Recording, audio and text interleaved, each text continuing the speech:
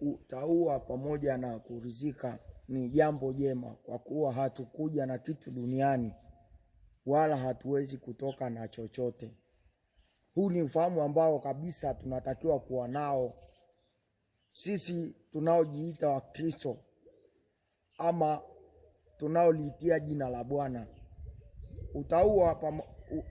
Utauwa pamoja na kuridhika ni jambo la msingi sana kwetu, kwa kuwa hatukuja na kitu duniani wala hatuwezi kutoka na kitu.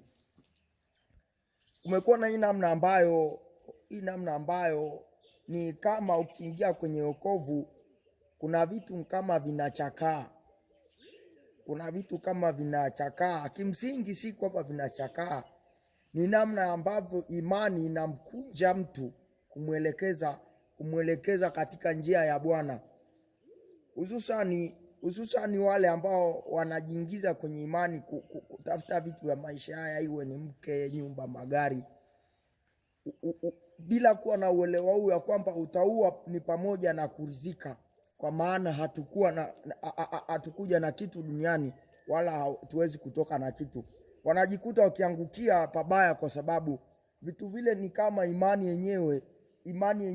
Ukijaribu kuoperate ama kujiingiza kwenye imani ilivyotaka ikuingize, sio wewe kujiingiza unavyotaka, basi imani kama inakukunja kukuelekeza kwenye fari ambayo vile vitu haviwi na nguvu sana kwako.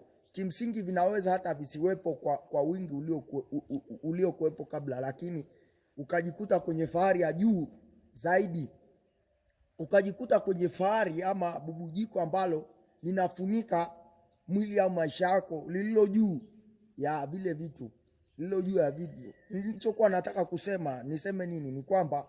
Ni kwamba imani ama wokovu ni fahari ya juu inayopita vitu vya maisha haya. Utauwa ni pamoja na kuridhika, kwa kuwa hatukuja na kitu duniani wala hatuwezi kutoka na kitu.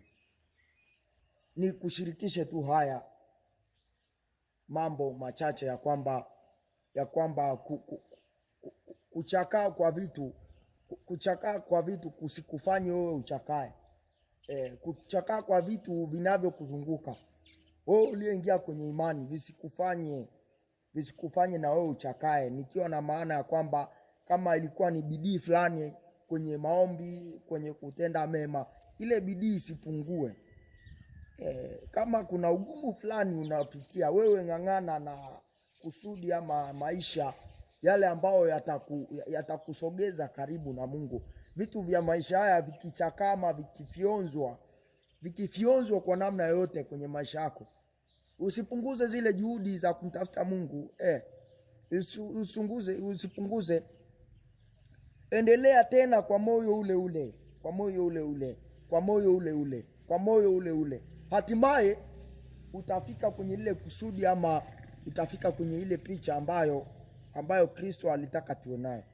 Nimependa tu kushirikisha machache ya kwamba utauwa ni pamoja na kuridhika, kwa maana hatukuja na kitu duniani wala hatuwezi kutoka na kitu. Neema ya Kristo Yesu iwe pamoja nawe uliyepata ujumbe huu, katika jina la Yesu Kristo, amen.